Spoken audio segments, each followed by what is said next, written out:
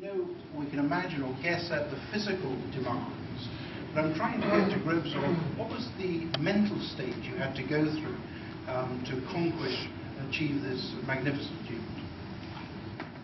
Insanity. Yeah, I think there was some colonel from the Cheshires who was talking about bravery and anyway, it's a sort of discussion that you have at Sanders about bravery and the difference between bravery and stupidity. And yeah, sometimes I do wonder whether whether it's just pig-headedness or whether it is bravery to continue doing some of the stuff that I was doing. Every single day was torture, and it was torture to the extent where every single second there was something hurting enough for me to normally have said, you know what, that hurts, I'm going to stop, and to continue going every step. I had my big bathroom boots. There was a metal thing that was knocking onto my heel, and so it's not a big deal to have a little knock like that. But if you have that little knock continuously for every second, every minute, every hour, 12 hours a day, every day, it just drives you crazy. It drives you mad. Yeah, so some form of insanity to keep going. I imagine that, and the scenery looks pretty constant. It's sky and snow. So not a lot of distractions in the scenery.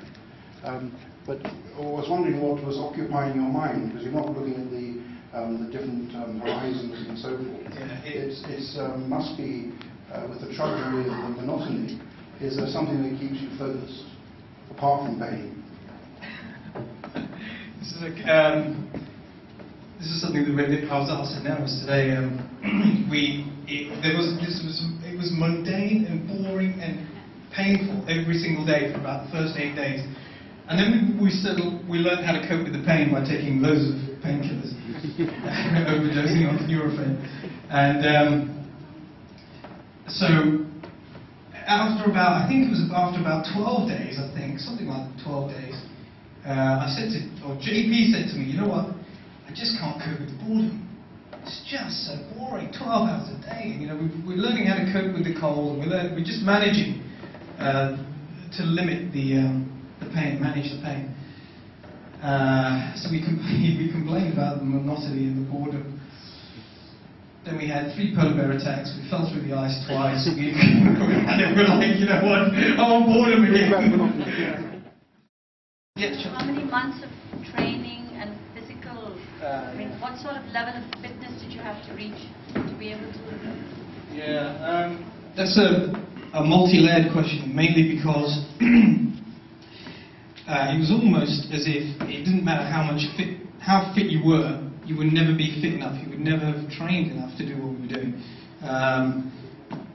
Even if I'd walked, 30 kilometers a day, dragging 50 kilograms, it wouldn't have been enough to simulate the cold. And the cold was the biggest factor in the whole thing, because I was in the army a long time ago. I've been playing football and rugby most of my life. I've competed 3 times in the British Biathlon Championships, cross-country skiing and shooting. And cross-country skiing is one of the hardest sports aerobically, because humans are, the cardiovascular system for a human is only designed to service 2 muscles. So running, you use your legs, and there's enough oxygen to service your legs. But for cross-country skiing, you're using your legs and your arms at the same time. And horses, fine, but humans, it's not so good. So you have to be really fit for that. And I still had a lot of trouble. I don't know, how long, Munir? Well, did I start using that cross-country machine and lie convincingly? Really? That's good. Yeah, about that many months. Yeah, I was training hard for at least...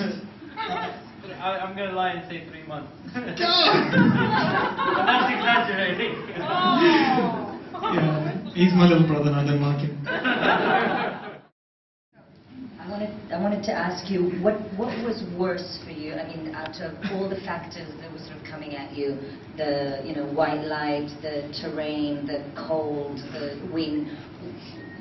What if you could sort of magically make one disappear? Would it be the cold or wind? The wind? 100% wind. The clothing that we wore was, I mean, maybe you can't see it, but maybe you can touch it later. This Pertex outer, it's windproof, it's waterproof. And the clothing that we wore inside was enough to keep you warm. As long as you were generating heat by exercising, it was enough to keep you warm.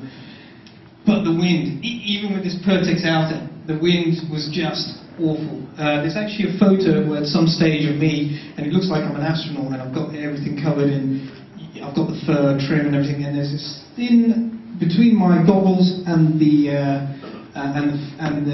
hood, there's a thin line of skin that you can see, and not knowing, I created a massive migraine just from that little bit of exposed skin, and not knowing, not realizing that I had exposed skin. And one of the days I actually got, I'd exposed my earlobe, and what happened, it got so cold, it got numb, hadn't realized, and it was only about an hour. I was just walking from our campsite to the hotel, and big blister on my ear. And it was mainly the wind, especially walking into the wind. In fact, this is it. There you go. If you all look at the screen right now, you can see just above the goggles there's a line of my scalp showing. Yeah. So, anyway. Yeah. Sorry, did I finish that? Did I answer that? Yeah, wind.